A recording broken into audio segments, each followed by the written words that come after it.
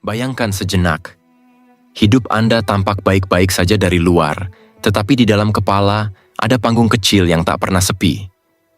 Pikiran memutar adegan masa lalu yang tak bisa diubah, atau skenario masa depan yang bahkan belum tentu terjadi. Dan tanpa kita sadari, energi mental terkuras oleh sesuatu yang tidak memiliki bentuk, hanya gema dari kecemasan, prediksi, dan penyesalan yang berulang. Menariknya, fenomena ini bukan hal langka. Separuh dari kita pernah terjebak dalam pola yang sama. Pikiran yang berjalan tanpa komando. Ia hidup seperti radio yang menyala sepanjang hari, bahkan saat tubuh mencoba beristirahat. Kadang, di tengah perjalanan pulang, hujan tipis menemani jalanan lengang. Namun di balik helm, kepala tetap penuh. Bagaimana kalau saya gagal? Apa pendapat orang nanti? Bisakah saya menghadapi semuanya? Pertanyaan yang terus muncul meski realitas di depan mata sebenarnya tenang. Kita sering mengira ini tanda kita tidak cukup kuat. Padahal, kenyataannya justru lebih sederhana. Kita hanya belum memimpin ruang batin kita sendiri. Pikiran bukan musuh yang tak bisa disentuh. Ia hanya terbiasa berjalan tanpa arahan. Dan ketika ia dibiarkan, ia menciptakan kekhawatiran yang tidak proporsional dengan hidup yang sedang kita jalani. Coba tarik napas perlahan. Sadari bahwa suara dalam kepala itu bukan identitas Anda, hanya proses mental yang bisa diamati. Dan nanti, bisa diarahkan. Di sepanjang pembahasan ini, kita akan melihat bagaimana prinsip-prinsip stoik memberi cara yang elegan dan praktis untuk mengambil kembali kendali. Bukan dengan melawan pikiran, tetapi dengan menempatkannya pada posisi yang tepat. Pastikan kamu menonton sampai akhir agar tidak kehilangan makna penting dari pembahasan ini. Dan jangan lupa untuk berlangganan agar kita bisa terus berbagi perspektif yang menginspirasi satu sama lain. Sekarang, mari kita mulai dengan memahami bagaimana sebenarnya overthinking bisa berdiri seperti kekuatan eksternal yang memengaruhi hidup kita, dan bagaimana kita bisa mulai menguasainya. Poin 1. Visualisasikan overthinking sebagai kekuatan eksternal. Coba kamu bayangkan momen ketika sebuah pikiran tiba-tiba muncul, tanpa izin, tanpa ketukan, langsung duduk di tengah ruang kepalamu. Mungkin bentuknya kekhawatiran kecil, seperti bayangan samar. Bagaimana kalau aku gagal? Atau, apa orang lain sedang menilaiku? Kadang ia terasa seperti suara yang terlalu dekat, padahal jika kita perhatikan lebih teliti, suara itu bukan kamu. Ia hanya datang, lalu menuntut perhatian. Dan entah kenapa, selama ini kamu mungkin menganggap suara itu sebagai bagian dari identitasmu. Tapi mari kita berhenti sejenak dan memeriksanya secara jujur. Apakah benar suara itu adalah dirimu? Atau hanya pola pikir lama yang terbentuk bertahun-tahun, lalu menyamar menjadi saya? Ketika para peneliti menjelaskan konsep pengamatan diri yang terpisah, mereka menemukan sesuatu yang menarik. Ketika seseorang mulai melihat pikirannya dari jarak tertentu, seperti berdiri satu langkah mundur, aktivitas mental yang sebelumnya terasa melekat pada identitas mulai tampak berbeda. Ia berubah menjadi fenomena mental, bukan karakter pribadi.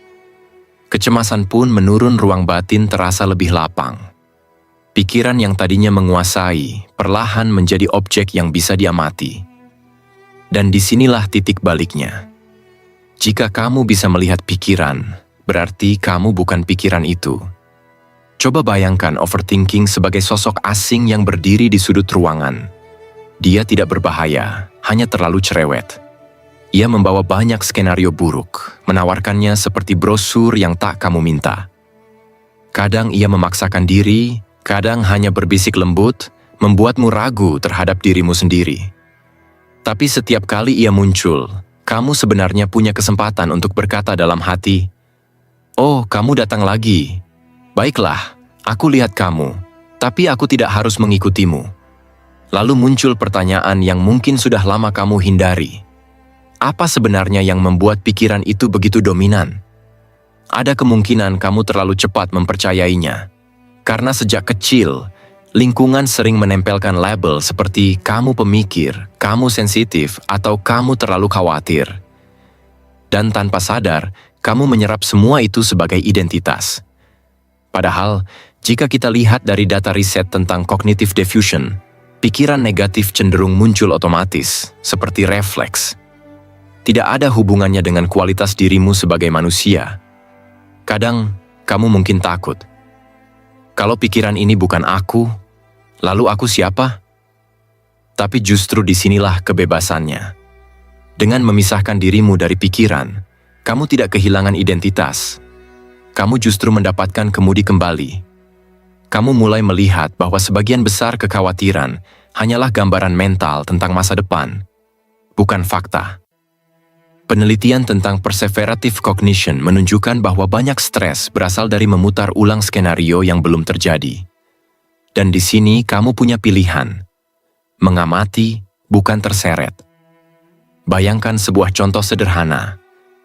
Kamu menerima pesan singkat tanpa emotikon. Pikiranmu langsung menyusup. Mungkin dia marah, mungkin aku salah, mungkin aku dibicarakan. Lalu kamu terjaga sampai larut malam, padahal kenyataannya orang itu hanya sedang sibuk.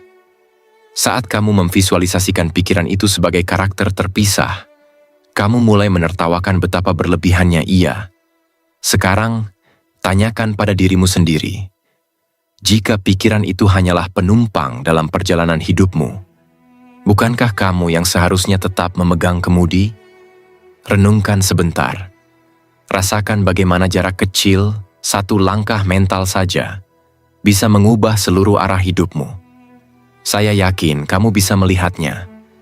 Ada ketenangan yang muncul ketika kamu sadar bahwa pikiran itu bukan bosmu, kamu pengamatnya. Kamu pemegang kendalinya. Dan dari sinilah langkah selanjutnya akan terasa jauh lebih ringan. Poin 2. Ambil kendali dengan mengarahkan kembali energimu. Coba kamu perhatikan sesuatu yang mungkin selama ini luput dari pandanganmu. Saat kamu merasa penat padahal tidak melakukan aktivitas fisik apapun, pernahkah kamu bertanya, lelah ini datang dari mana? Banyak orang mengira itu karena terlalu banyak pikiran. Tapi jika kita jujur, seringkali bukan jumlahnya yang bermasalah, melainkan arah energinya. Seolah-olah ada kebocoran kecil yang terus menguras daya tahan mentalmu. Dan kamu baru sadar ketika semuanya terasa kosong. Sekarang mari kita lihat lebih dekat, dengan tenang, tanpa menghakimi diri sendiri. Pikiran memang bisa muncul bertubi-tubi, tapi energi mental mula yang membuatnya tampak besar. Ada riset yang menyebut bahwa ketika kita terus memutar adegan masa depan, atau menelusuri ulang kesalahan masa lalu, tubuh kita merespon seolah hal itu benar-benar terjadi di dunia nyata. Detak jantung naik, ketegangan otot muncul halus tanpa kita sadari. Kamu capek bukan karena bergerak, tapi karena terus bertarung di dalam kepala. Pernahkah kamu mengalaminya? Malam-malam panjang ketika kamu menatap langit-langit kamar, membayangkan kemungkinan terburuk. Lalu keesokan harinya, bukannya bergerak memperbaiki sesuatu, kamu justru merasa tidak punya tenaga. Padahal tubuhmu tidak melakukan apa-apa. Itu karena energi mentalmu mengalir ke arah yang tidak menghasilkan apapun. Bayangkan seperti ini. Kamu punya senter dengan baterai terbatas. Jika kamu arahkan cahayanya ke dinding kosong, kamu tetap tidak melihat apa-apa. Tapi jika kamu arahkan ke peta, semuanya jadi jelas. Energi mental juga begitu. Ketika mengalir pada hal-hal yang tidak bisa kamu kendalikan, ia hilang tanpa jejak. Tapi ketika diarahkan ke tindakan nyata, sekecil apapun, kamu merasakan kembali sensasi memegang kendali. Sekarang, aku ingin bertanya perlahan. Biarkan suaraku menjadi cermin yang tenang. Kemana saja energimu mengalir selama ini? Ke dalam ketakutan sosial yang belum tentu terjadi?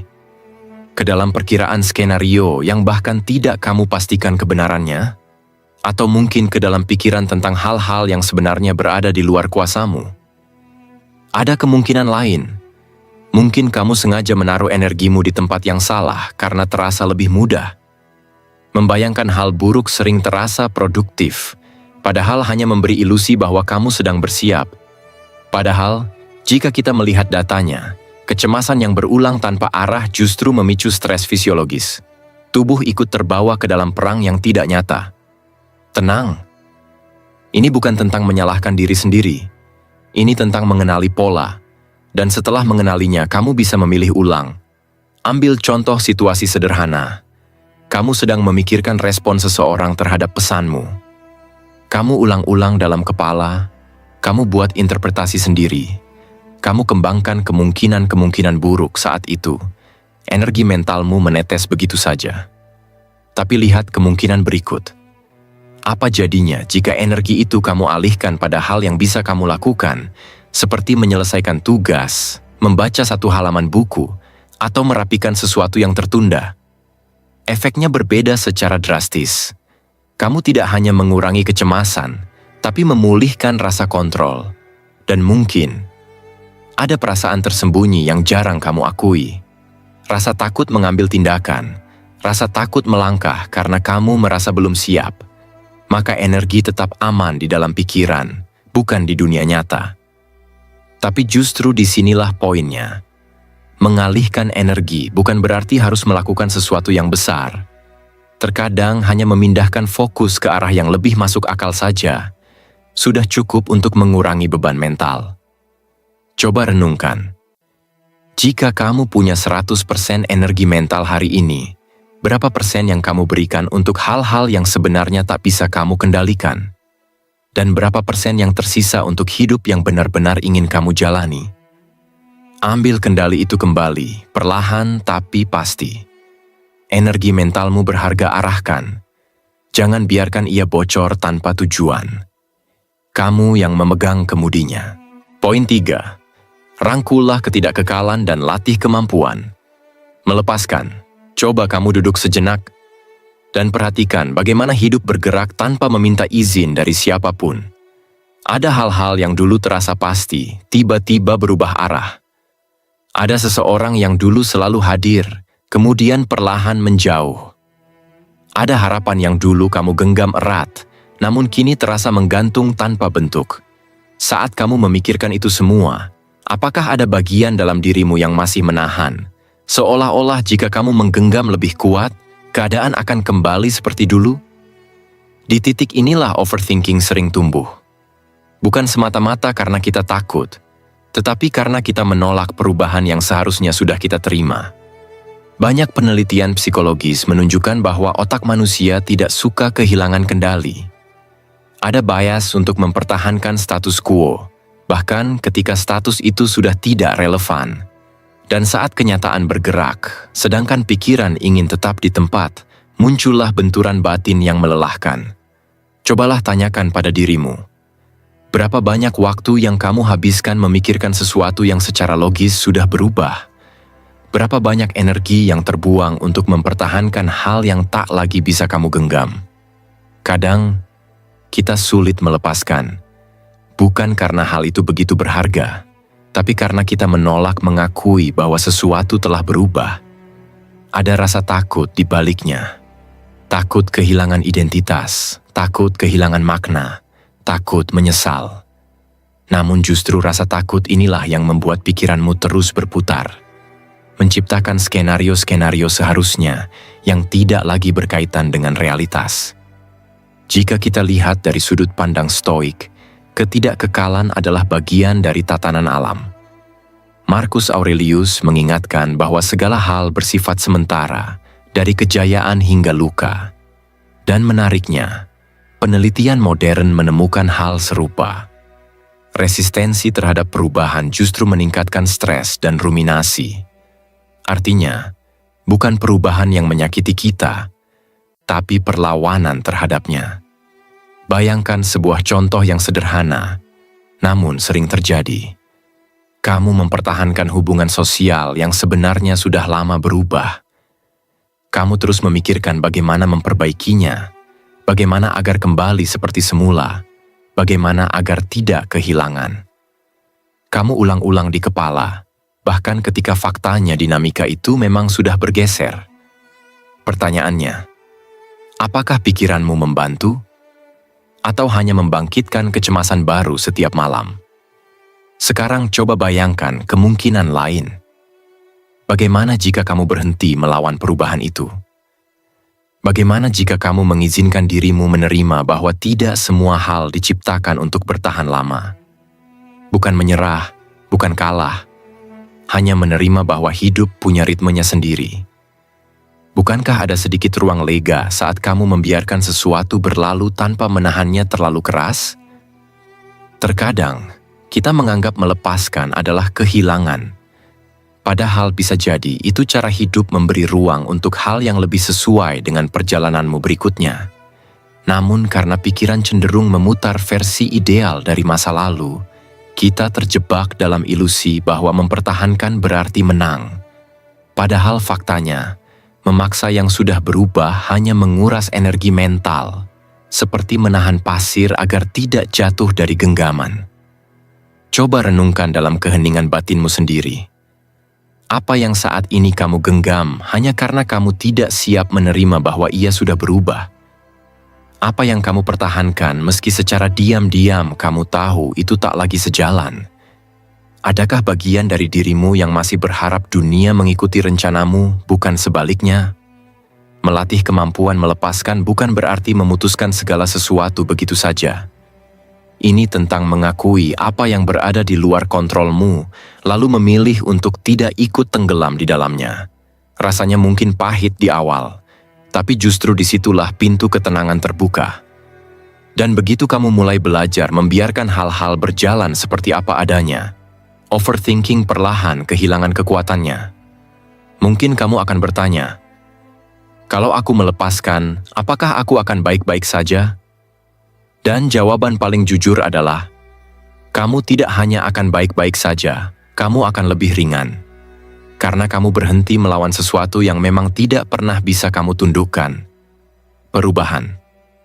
Sekarang, perlahan, biarkan dirimu bernapas dan izinkan pikiranmu menerima kenyataan bahwa hidup memang bergerak.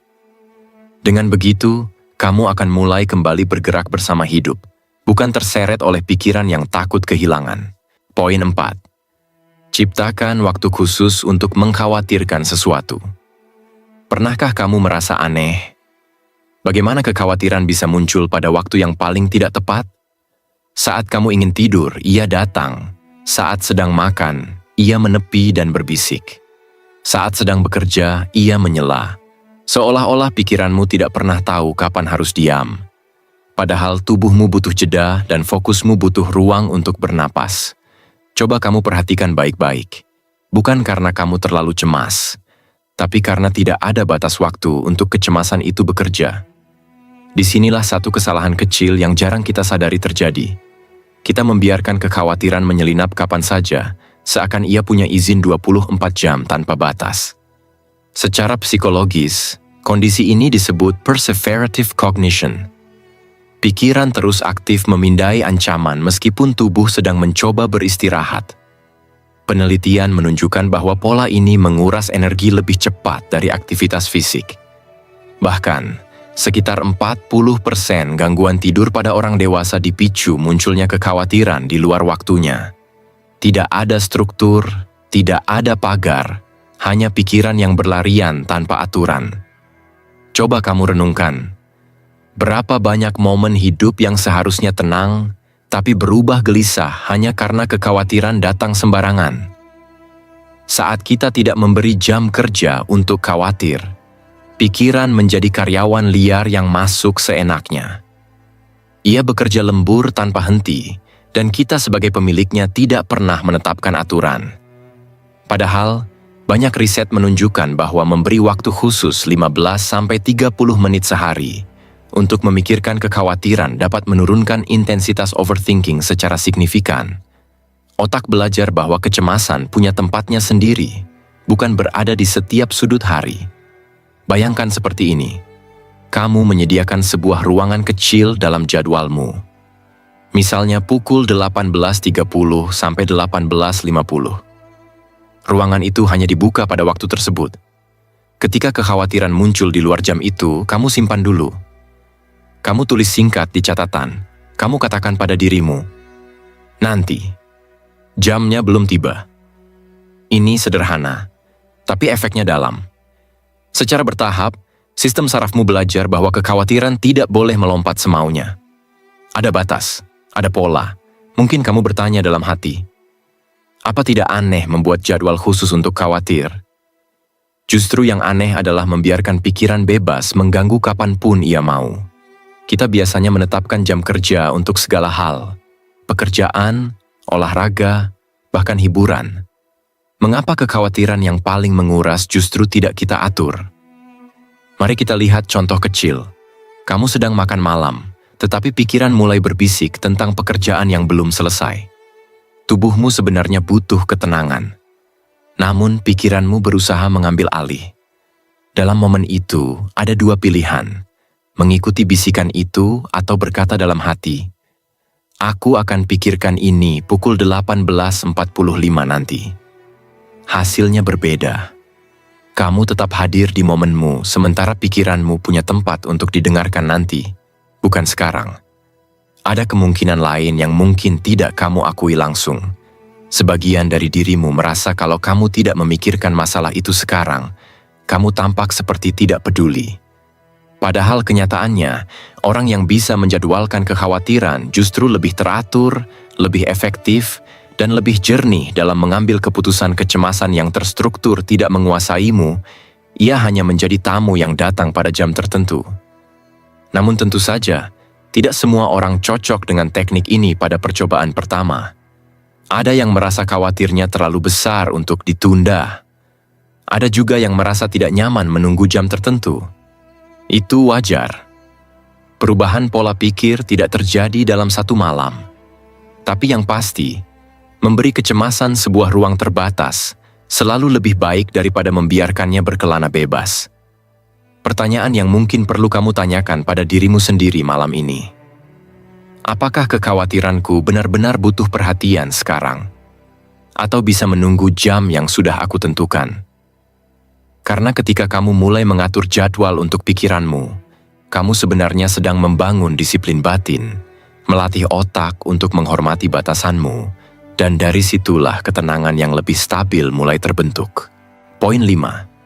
Urai pikiran yang membebani menjadi langkah-langkah yang dapat dikerjakan. Coba kamu perhatikan sesuatu yang sering terjadi tanpa kamu sadari. Ketika pikiranmu terasa berat, biasanya bukan karena satu masalah besar, tetapi karena banyak kekhawatiran kecil yang bercampur menjadi satu gumpalan abstrak. Tidak jelas mana yang nyata, mana yang hanya bayangan, mana yang harus ditangani, dan mana yang seharusnya dilepas. Semuanya menyatu, menciptakan rasa seolah hidupmu berada di tengah kabut tebal tanpa peta. Wajar kalau kamu lelah, bahkan wajar kalau kamu merasa buntu. Tapi mari kita analisis dengan lebih tenang. Banyak penelitian, terutama dalam pendekatan CBT, menunjukkan bahwa yang membuat pikiran terasa besar bukanlah bebannya, melainkan ketidakjelasannya. Pikiran yang abstrak membuat otak bekerja lebih keras karena ia tidak punya struktur untuk dipetakan. Ini seperti memegang benang kusut. Kamu tidak bisa langsung tahu di mana ujungnya, sehingga energimu habis hanya untuk memutar-mutar benang itu. Tidak heran muncul rasa panik kecil yang kamu sendiri sulit jelaskan. Pertanyaannya sekarang, apa jadinya jika benang itu mulai ditarik perlahan? Satu simpul, lalu simpul berikutnya. Sampai akhirnya terlihat bentuk dasarnya. Disinilah inti dari poin ini. Pikiran yang tidak diuraikan akan terasa seperti ancaman besar. Tapi begitu kita pecah menjadi langkah-langkah kecil, ternyata sebagian besar hanya butuh tindakan sederhana. Mari kita tarik contoh yang paling sering kamu alami. Misalnya kamu bilang dalam hati, "Karierku kacau." Kalimat itu terdengar berat, abstrak, tidak ada bentuknya. Akibatnya muncul ketegangan, lalu overthinking mulai bekerja. Membayangkan masa depan buruk, membandingkan diri dengan orang lain, merasa terjebak. Namun, ketika kalimat itu dipecah menjadi struktur yang lebih jelas, misalnya, aku butuh meningkatkan skill X, aku butuh kirim lamaran minggu ini, atau aku perlu minta feedback dari atasan. Tiba-tiba, masalah yang tadi terasa raksasa berubah menjadi beberapa langkah kecil yang bisa dikerjakan. Riset kognitif juga menunjukkan bahwa menuliskan pikiran membantu otak membuang beban jangka pendek. Ketika pikiran dipindahkan dari kepala ke kertas, beban memori aktif menurun, sehingga kecemasan ikut mereda. Ini bukan sekadar teori. Tubuhmu sendiri bisa merasakan perbedaan ketika sesuatu yang abstrak akhirnya punya bentuk. Tapi mungkin ada keraguan kecil di benakmu. Apa itu cukup? Masalahku kan rumit. Ada kemungkinan memang rumit. Atau kemungkinan besar hanya tampak rumit karena kamu belum memisahkan mana bagian yang bisa dikendalikan dan mana yang tidak. Overthinking sering muncul dari pikiran campuran antara fakta, ketakutan, asumsi, dan prediksi. Menguraikannya membuatmu tahu mana yang harus dikerjakan dan mana yang sebenarnya hanya butiran pasir kecil yang tak perlu dibawa. Bayangkan kamu punya bola besar berlabel ketakutan. Berat, gelap, memaksa. Tapi ketika bola itu kamu belah, ternyata isinya hanyalah potongan-potongan kecil. Satu tentang pekerjaan, satu tentang hubungan, satu tentang masa depan. Dan masing-masing potongan hanya perlu 1 atau 2 tindakan spesifik. Disinilah rasa lega muncul. Kamu tidak harus menyelesaikan semua. Kamu hanya perlu menangani satu bagian dalam satu waktu.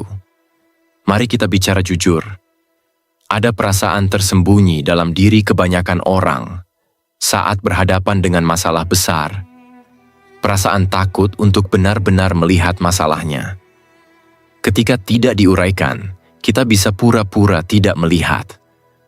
Tapi sayangnya, cara ini justru membuat pikiran makin penuh. Menguraikan pikiran berarti kamu berani melihat. Dan keberanian itu sendiri sudah mengurangi setengah beban. Triknya sederhana. Ambil satu pikiran yang paling sering muncul. Tulis, lalu tanyakan pada dirimu. Apa langkah paling kecil yang bisa aku lakukan dalam 10 menit? Tidak perlu langkah besar. Cukup yang kecil, terukur, dan realistis. Dari sinilah momentum mental mulai terbentuk. Jadi, sebelum melompat ke ketakutan paling jauh, tanyakan dulu. Benarkah masalah ini sebesar itu? Atau aku hanya belum memecahkannya? Karena seringkali, yang kau kira gunung, sebenarnya hanya tumpukan batu kecil yang tidak pernah kau susun. Poin 6. Alihkan perspektifmu menuju rasa syukur. Kadang, yang membuat pikiran terasa sesak bukan karena hidupmu benar-benar berat, tapi karena fokusmu hanya tertuju pada apa yang belum berjalan. Coba jujur sejenak. Pernah tidak kamu merasa hidupmu kurang? Padahal kalau ditelusuri, ada begitu banyak hal yang sebenarnya sudah mendukungmu untuk tetap melangkah. Seperti ada bagian kecil dalam diri yang terus mengulang daftar kekurangan. Sementara hal-hal baik yang menghangatkan hidupmu diam tanpa suara, tertutup oleh kebisingan pikiran.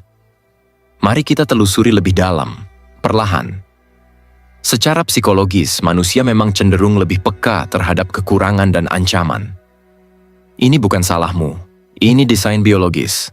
Otak lebih mudah mengingat kegagalan dibanding keberhasilan.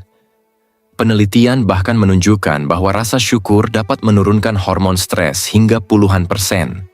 Artinya, ketika kamu mulai mengalihkan perhatian pada apa yang masih kamu punya, otakmu merespons dengan menurunkan intensitas kecemasan.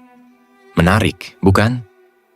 Tapi mungkin ada suara pelan dalam dirimu bertanya, apa gunanya? Hidupku tetap begini. Dan itu wajar. Ada orang yang merasa sulit bersyukur karena mengira syukur berarti menipu diri, seolah harus berpura-pura semuanya baik-baik saja. Padahal bukan itu intinya. Rasa syukur bukanlah pelarian, ia adalah penyeimbang. Ketika pikiranmu terus mengarah pada kekurangan, syukur menggeser fokusmu agar tetap melihat kenyataan secara lebih utuh. Tidak berlebihan, tidak meremehkan masalah. Hanya melihat gambaran lengkapnya. Bayangkan kamu masih terjaga malam-malam, memikirkan masa depan yang terasa tidak pasti. Pikiranmu melompat dari satu kekhawatiran ke kekhawatiran lain, seakan tidak ada pijakan. Tetapi apa yang terjadi jika kamu berhenti sejenak dan memperhatikan satu hal kecil yang berjalan baik hari itu? Sesederhana air hangat yang kamu minum pagi tadi, atau percakapan ringan yang membuatmu tersenyum sebentar. Sekilas tampak remeh, tapi disitulah titik henti bagi pikiran yang bergulung terlalu cepat. Rasa syukur bekerja seperti rem halus, tidak menghentikan kendaraan secara tiba-tiba, tapi memperlambat laju yang tidak perlu. Bagian menariknya, ketika kamu mulai melatih ini, pergeseran kecil mulai terlihat. Kamu tidak lagi menganggap hidupmu sebagai kehampaan panjang. Sebaliknya, kamu menyadari bahwa ada banyak hal yang tetap memelukmu dari belakang layar. Dan dari titik itu, overthinking kehilangan sebagian cengkeramannya. Karena pikiran yang tenang adalah pikiran yang melihat fakta dengan jelas, bukan hanya ancaman. Mari kita bertanya lagi, perlahan. Kapan terakhir kali kamu benar-benar menghargai satu hal kecil dalam hidupmu? Bukan hal besar, bukan pencapaian megah, hanya sesuatu yang sederhana. Jika kamu mengingatnya sekarang, bagaimana rasanya? Ada sedikit kehangatan, bukan? Riset psikologi menyebut bahwa latihan sederhana seperti ini, mencatat 3 hal baik setiap hari, mampu meningkatkan kesejahteraan mental bahkan dalam hitungan minggu. Ini bukan motivasi murahan, ini fakta yang diam-diam bekerja di banyak orang. Coba ingat satu situasi yang pernah membuatmu merasa hidupmu kurang berarti. Mungkin soal pekerjaan, mungkin tentang hubungan, atau mungkin hanya perasaan ketertinggalan. Lalu tanyakan pada dirimu, apakah benar tidak ada satupun hal yang berjalan baik saat itu? Atau kamu hanya tidak sempat menengoknya? Kemungkinan besar, kamu hanya tersedot pada apa yang belum kamu capai. Maka sebelum kita bergerak ke poin berikutnya, izinkan aku mengajakmu berhenti sejenak, tarik napas, dan pilih satu hal yang bisa kamu syukuri saat ini. Tidak perlu besar. Biarkan hal itu menjadi pijakan kecil yang mengembalikanmu pada realitas yang lebih jernih. Karena mungkin hidupmu tidak seburuk narasi yang diciptakan oleh pikiran yang terlalu bising. Poin 7. Fokus pada usaha, bukan hasil. Ada satu pola yang sering hadir diam-diam dalam overthinking kita. Fokus yang terlalu berat pada hasil. Kamu mungkin pernah merasakannya ketika pikiranmu sibuk memutar skenario masa depan, bukan tindakan yang bisa kamu lakukan saat ini. Seolah-olah ketenanganmu bergantung pada sesuatu yang bahkan belum terjadi. Dan anehnya, semakin kamu membayangkan hasil itu, semakin kamu merasa tidak berdaya.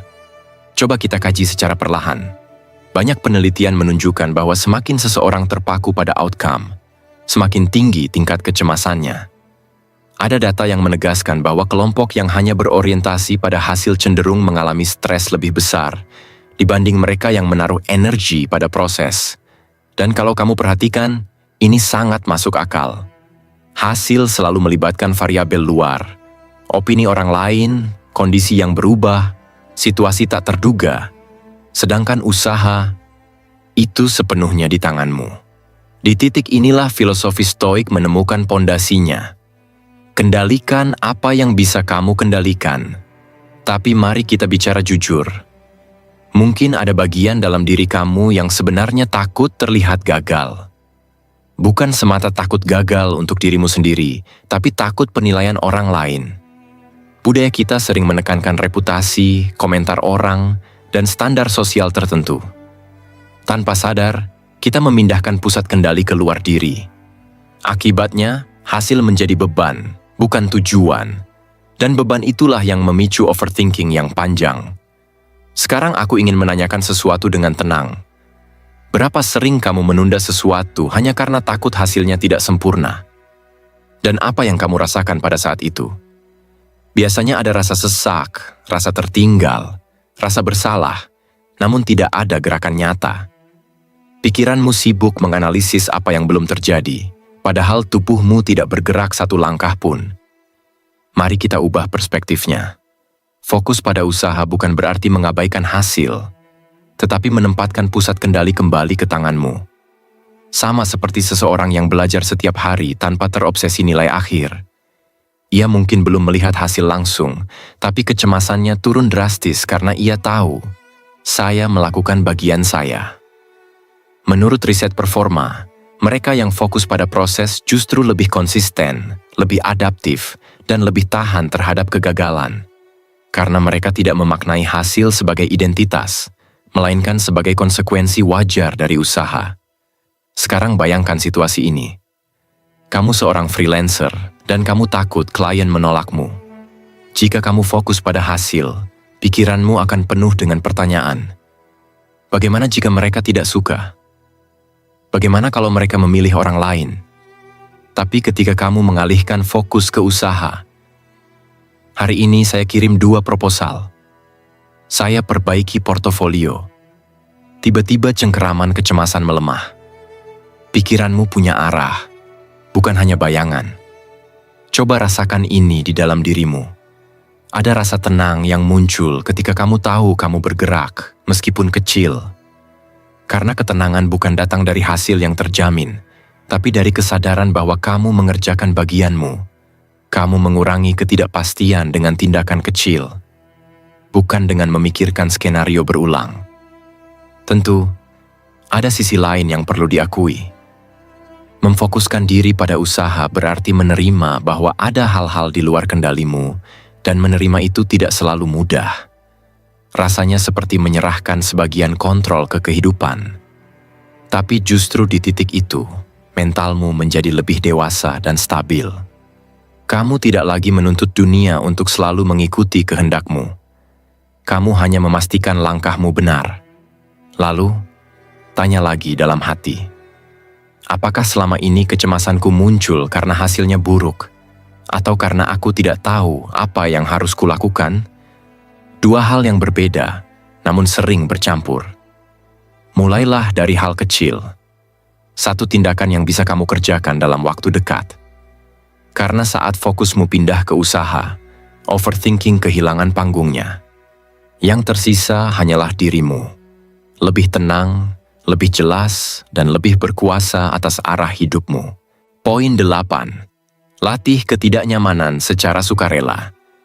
Coba tarik napas perlahan, dan jujurlah sebentar dengan dirimu sendiri. Berapa banyak kecemasanmu yang sebenarnya bukan karena masalahnya besar, tetapi karena kamu sudah terlalu lama hidup dalam kenyamanan yang lembut, hingga sedikit tekanan saja terasa seperti tsunami? Kita sering lupa bahwa pikiran yang tak terlatih menghadapi ketidaknyamanan akan membesar-besarkan ancaman kecil. Dan ketika ancaman itu terasa besar, overthinking pun tumbuh liar. Ada sebuah fakta menarik dari pelatihan mental berbasis stoik. Peserta yang rutin berlatih menghadapi sedikit ketidaknyamanan mengalami peningkatan ketahanan mental yang signifikan. Dalam salah satu studi terhadap mahasiswa kedokteran, mereka yang melakukan latihan ini merasa lebih siap menghadapi tekanan. Bukan karena tekanannya berkurang, tapi karena mental mereka menjadi lebih terbiasa menahan rasa tak nyaman. Ini menguatkan satu hal. Ketidaknyamanan bukan musuh, ia adalah latihan. Sekarang, bayangkan ini. Kamu pernah menunda satu tugas kecil berhari-hari, lalu setiap malam muncul rasa bersalah, pikiran berputar, dan tubuh semakin tegang. Ketika akhirnya kamu mengerjakannya, ternyata tugas itu tidak sebesar imajinasimu. Dan anehnya, rasa takut yang begitu kuat sebelumnya hilang hanya dalam beberapa menit.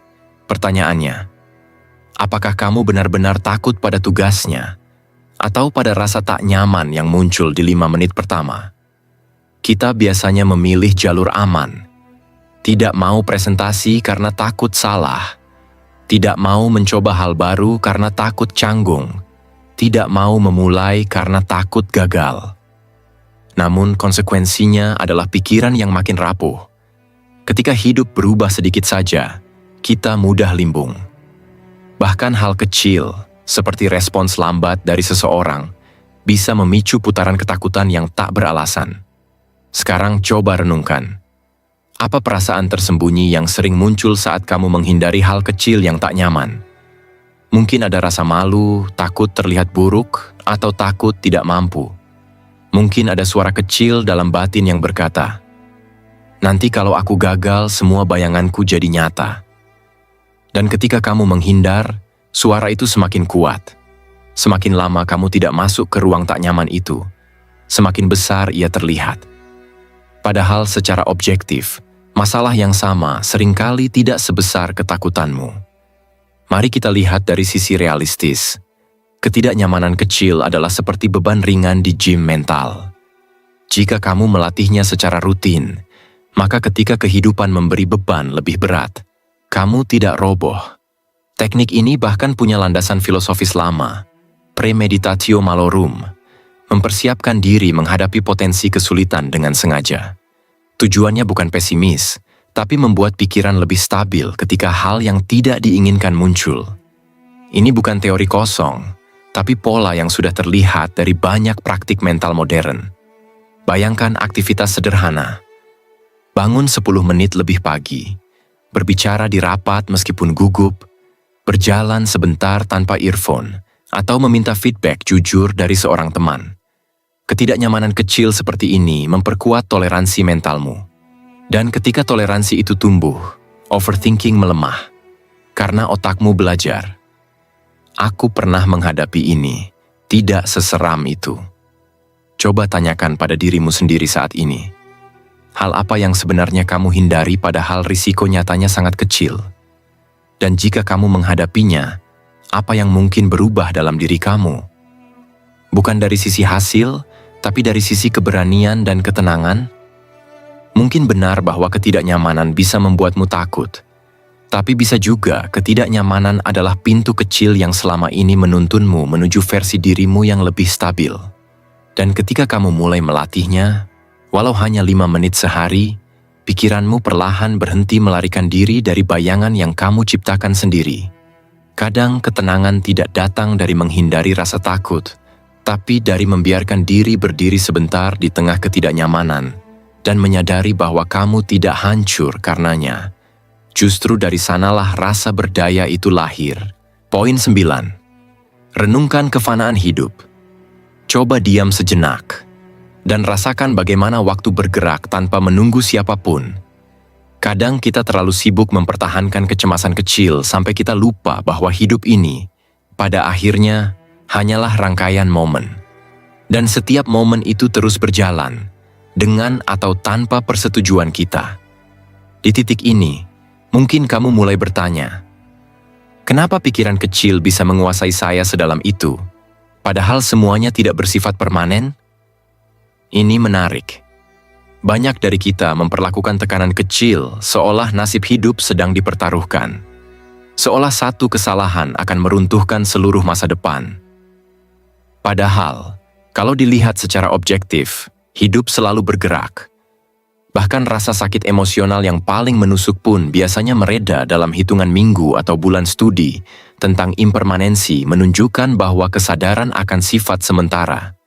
Suatu kondisi dapat menurunkan intensitas kecemasan secara signifikan.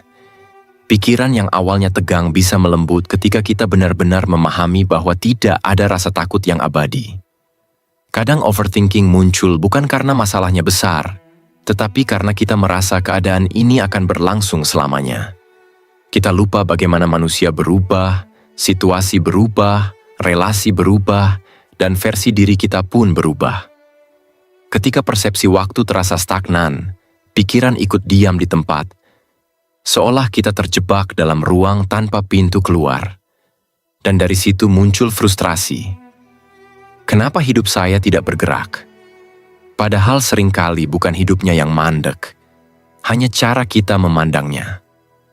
Coba kamu ingat satu momen dalam hidupmu yang dulu terasa sangat berat. Mungkin pekerjaan yang bikin kamu ingin menyerah, atau hubungan yang membuat napas sesak, atau keputusan yang tidak kamu ambil karena takut. Sekarang lihat posisi kamu hari ini. Kamu sudah melewati semuanya.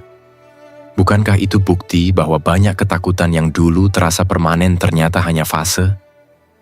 Kefanaan hidup justru membawa ketenangan, bukan ancaman. Ini seperti melihat jam pasir. Setiap butir jatuh dan hilang. Bukan untuk menakut-nakuti, tapi untuk mengingatkan bahwa setiap kecemasan memiliki batas waktunya. Ketika kamu sadar bahwa hidup terbatas, kamu mulai menyeleksi mana kekhawatiran yang pantas dan mana yang hanya membuang waktu mental. Namun tentu saja tidak semua orang nyaman merenungkan kefanaan. Ada yang merasa ini terlalu gelap, terlalu berat.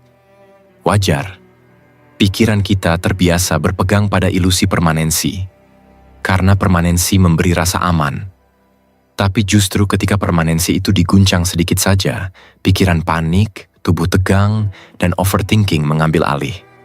Jika kita mulai berdamai dengan kenyataan bahwa segalanya berubah, beban itu mulai menipis. Coba bayangkan seseorang yang merasa karirnya berhenti. Ia pikir hidupnya akan begini selamanya.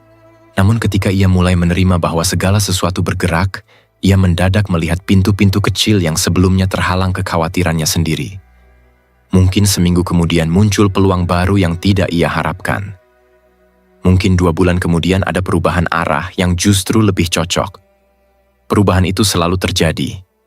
Entah kita siap atau tidak. Kalau kita jujur, seringkali hal yang kita takutkan hanyalah bayangan yang diperbesar oleh pikiran yang lupa bahwa waktu tidak pernah diam. Dan ketika kita menyadari bahwa setiap kekhawatiran, sekeras apapun, juga memiliki masa kadaluarsa, mendadak napas terasa lebih longgar. Coba tanyakan ini pada dirimu sendiri.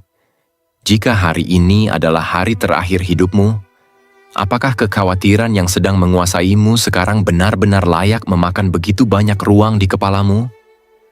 Atau sebenarnya kamu hanya sedang memelihara sesuatu yang, jika dilihat dari perspektif waktu, tidak terlalu penting? Kesadaran ini bukan untuk menakuti, tapi untuk membebaskanmu.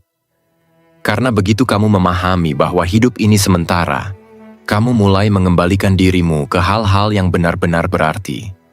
Dan dari sana, kedamaian itu perlahan muncul. Bukan karena masalah hilang, tetapi karena kamu tidak lagi menahannya seolah ia akan tinggal selamanya. Poin 10. Carilah kebijaksanaan dari luar dirimu. Pernah nggak kamu merasa pikiranmu sudah capek, tapi tetap saja berputar di jalur yang sama? Seperti berputar di lorong gelap yang ujungnya tidak pernah kelihatan. Dan anehnya, meski kamu tahu pola itu tidak produktif, kamu terus kembali ke kepala sendiri, berharap ada jawaban baru muncul dari suara yang sama. Di titik ini, coba jujur. Apakah pikiranmu benar-benar butuh solusi? Atau ia butuh sudut pandang lain yang tidak berasal dari dirimu?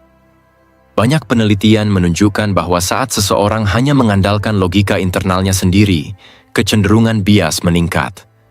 Pikiran kita tidak seobjektif yang kita kira.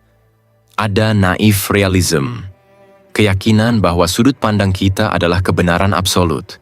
Padahal seringkali itu hanya refleksi rasa takut yang belum kita uji. Dan kalau kita lihat lebih dekat, banyak overthinking muncul justru karena kita tidak membiarkan pendapat luar menyentuh struktur pikiran yang sudah macet. Kita ini, entah disadari atau tidak, dibesarkan dalam budaya harus bisa sendiri. Akibatnya, banyak orang memilih menanggung beban pikiran sendirian. Padahal satu kalimat dari orang lain bisa menyederhanakan masalah yang kita simpan seminggu penuh. Misalnya, seseorang yang merasa gagal hanya karena satu proyeknya tidak berjalan lancar. Ia terus memutar dialog negatif dalam kepala. Kalau saya gagal sekali, berarti saya gagal sepenuhnya. Tapi begitu ia berdiskusi dengan teman yang lebih objektif, temannya hanya berkata, "Semua orang punya proyek gagal. Yang salah bukan kamu, tapi metode yang belum cocok." Sesederhana itu. Dan anehnya, kebisingan pikiran yang sempat menguasai langsung melemah. Coba kamu bayangkan dirimu sebagai pemeran utama dalam hidupmu. Kamu sedang memegang peta, tapi peta itu mulai kusut karena kamu melipatnya sendiri terlalu sering. Bukankah lebih efisien jika kamu bertanya pada seseorang yang pernah melewati jalan yang sama? Atau setidaknya, seseorang yang bisa melihat rute dari sudut yang kamu tidak bisa lihat? Pikiran kita punya kebiasaan buruk. Ia memperbesar hal yang membuat kita takut. Tanpa bantuan luar, bias itu bekerja tanpa kontrol. Kadang kita merasa masalah kita rumit, padahal sebenarnya hanya kacau karena kita melihatnya terlalu dekat. Seperti melihat gambar besar dengan mata ditempelkan langsung ke kanvas, tentu bentuknya terlihat kabur. Orang lain seringkali melihatnya dari jarak yang cukup untuk menjelaskan pola yang sebenarnya. Mari kita ambil contoh sederhana. Seorang kreator konten terus menunda upload karena takut videonya dianggap jelek. Dalam kepalanya, ia membayangkan serangan komentar negatif, dianggap tidak berbakat, dicap gagal. Tapi setelah bicara 15 menit saja dengan kreator lain, ia mendengar kalimat ringan. Video pertama semua orang jelek, justru itu yang penting kamu mulai. Sesuatu yang terlihat berat di kepala langsung melunak. Tapi tentu tidak semua pandangan luar itu nyaman. Kadang masukan orang membuat kita merasa tertantang atau kena di area sensitif. Disinilah dilema muncul. Apakah suara luar mengganggu atau justru itu tanda bahwa kita butuh mendengarnya? Ada kemungkinan bahwa ketidaknyamanan itu bukan ancaman, melainkan koreksi. Kita sering lupa bahwa kebijaksanaan tidak selalu datang dalam bentuk yang menyenangkan. Ketika pikiranmu mulai berkecamuk, coba tanya dirimu. Apakah saya benar-benar menginginkan solusi, atau saya hanya ingin pikiran saya sendiri membenarkan ketakutan saya? Pertanyaan sederhana ini bisa membuka pintu, karena semakin lama kamu bertanya pada suara yang sama, semakin besar kemungkinan kamu tersesat di ruang kepalamu sendiri.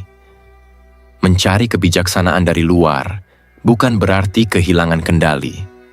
Justru itu tanda bahwa kamu mengendalikan pikiranmu.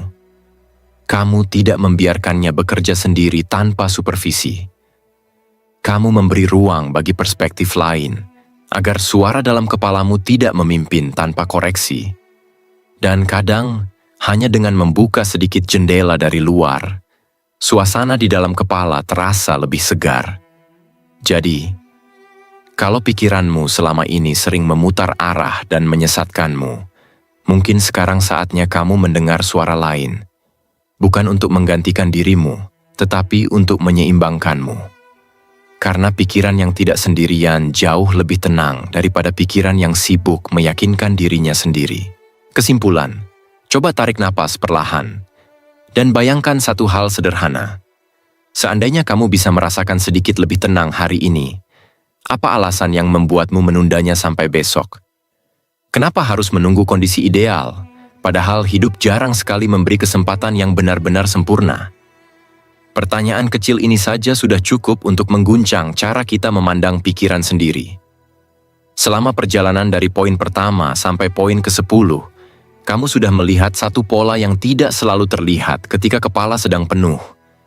Banyak kegelisahan itu lahir bukan dari besarnya masalah, tapi dari arah pikiran yang dibiarkan berkeliaran tanpa kendali. Kita sering merasa terjebak, bukan karena hidup berat, tapi karena pikiran bergerak liar tanpa struktur. Kalau dipikir ulang, bukankah itu inti dari semua keresahan yang kamu simpan selama ini? Biasanya, ketika seseorang datang dan berkata dirinya merasa lelah oleh pikiran sendiri, mereka bukan lelah oleh hidup. Mereka lelah karena tidak punya kerangka untuk mendamaikan diri. Dan dari situlah kesimpulan ini mulai punya makna. Bahwa ketenangan bukan hadiah dari semesta. Ketenangan itu keterampilan. Sesuatu yang bisa kamu bangun, sedikit demi sedikit, dengan pola pikir yang lebih jernih. Seperti yang sudah kita bahas sebelumnya, orang-orang yang terlihat tenang itu bukan tidak punya masalah. Mereka hanya punya cara berpikir yang lebih tertata. Dan pola itu bisa dilatih. Coba kamu ingat kembali beberapa pekan terakhir. Berapa banyak kecemasan yang ternyata tidak pernah benar-benar terjadi? Berapa banyak rasa takut yang hanya terbentuk karena kamu terlalu dekat dengan pikiranmu sendiri? Dan berapa banyak momen ketika kamu merasa lega hanya karena mendengar sudut pandang sederhana dari seseorang yang kamu percaya? Semua itu menunjukkan sesuatu yang sangat realistis. Perubahan kecil jauh lebih kuat daripada motivasi besar yang cepat padam. Ada satu cerita yang mungkin kamu kenali. Seseorang yang selama bertahun-tahun gelisah setiap malam memikirkan masa depannya. Ia mencoba memaksa ketenangan dengan cara menahan pikirannya, tapi semakin ia menahan, semakin bising. Suatu hari ia melakukan hal sederhana, menuliskan apa yang ia takutkan, apa yang ia pikirkan, dan mana yang benar-benar berada dalam kendalinya. 3 kalimat, 3 minggu. Dan ia mulai tidur lebih stabil. Bukan karena hidupnya berubah, tapi karena pikirannya punya rumah baru. Kamu mungkin merasakan hal yang sama. Ada masa ketika kepala begitu riuh, sampai kamu merasa, saya tidak sanggup lagi. Kadang ada nada kecil dalam hati yang berkata, "Saya ingin tenang, tapi saya tidak tahu bagaimana." Dan itu wajar. Kita semua pernah berada di ruang itu. Yang membedakan hanyalah satu hal. Apakah kamu membiarkan pikiranmu memimpinmu? Atau kamu mulai memimpin pikiranmu? Mungkin ada bagian dirimu yang masih ragu. Bisakah saya benar-benar berubah? Pertanyaan itu muncul bukan karena kamu tidak mampu, tapi karena pikiranmu belum merasakan bukti kedisiplinan kecil yang konsisten. Kita sering ingin perubahan besar, padahal yang kita butuhkan hanya langkah kecil yang dilakukan berulang. Itu sebabnya Stoik selalu menekankan kendali diri, bukan kendali hidup. Hidup terlalu besar untuk kita atur, tapi pikiran, itu wilayah kita. Dan kalau kamu ingin mulai dari yang paling sederhana, malam ini cukup tanyakan satu hal pada dirimu sendiri. Apa satu hal kecil yang bisa kutangani, dan apa yang harus kulepaskan? Karena saat kamu memperjelas yang bisa kamu sentuh dan yang tidak, separuh dari beban pikiranmu akan runtuh dengan sendirinya. Aku ingin kamu merenung sejenak. Jika ketenangan bisa kamu bangun hari ini, kenapa menunggu besok? Bukankah setiap hari kamu menunda, kamu membiarkan pikiranmu tetap memegang kendali? Mungkin ini waktunya berubah. Tidak perlu dramatis, tidak perlu sempurna. Hanya perlu keputusan kecil yang bisa ku kendalikan, ku tangani. Yang tidak, aku ikhlaskan. Dan disitulah perjalananmu menuju ketenangan benar-benar dimulai.